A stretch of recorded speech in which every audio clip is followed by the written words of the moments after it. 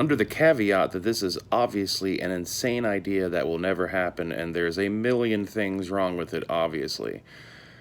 But, the things we've been trying in this country have not been working very well on several fronts, and perhaps, one could consider thinking outside the box. What if we made Prince Harry and Meghan Markle King and Queen of America? Don't give them any political authority whatsoever, not even the kind of authority that the British monarchy still has, and that they can up and dissolve the parliament anytime they want. Like, it'd be just an entirely a symbolic position.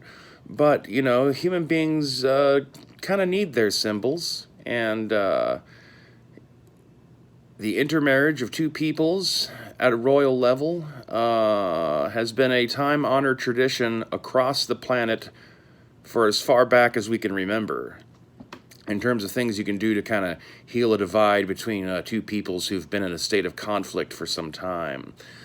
So,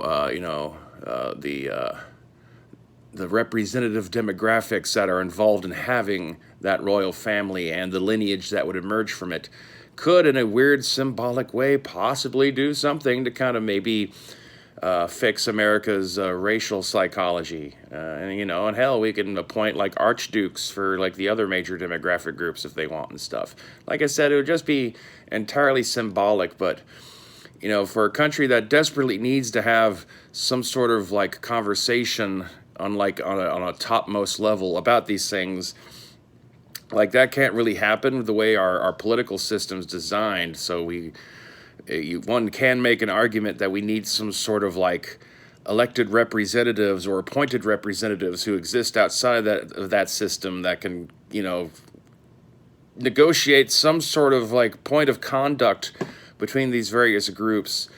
Because as much as the American melting pot is working, it's a slow process, and there are times where the bubbling does threaten to spill everything out of the pot. And frankly, the old world is not exactly in the best of shape. There is a reason why a bunch of people started fleeing all those old continents over the last few centuries. And so trying to shove everyone back into them is not going to make anything better for anyone. So we have to learn how to cohabitate, regardless of how we might feel about the past and each other.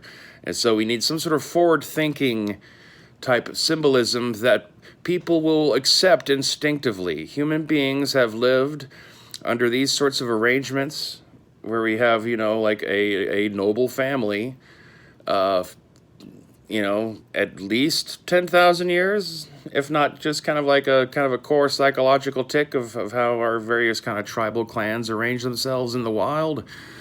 And that, you want to get two tribes to stop fighting each other. You marry a princess from one off to a prince to the other, and then they get to rule both. Like I said, I'm not saying, we appoint them with anything that gives them any powers whatsoever. There's no constitutional amendment. It's just almost just kind of like a social agreement that we all just wink and nod at each other that we're doing this. And the fact that Meghan Markle and Harry Windsor have obvious, long lists of flaws, and, that's great. The common folk should have a love-hate relationship with their monarchy.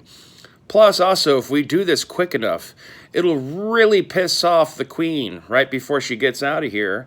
And there's nothing more American than, trying to purposefully annoy and thwart the plans of the British Crown. So, on that note, stay waspinated.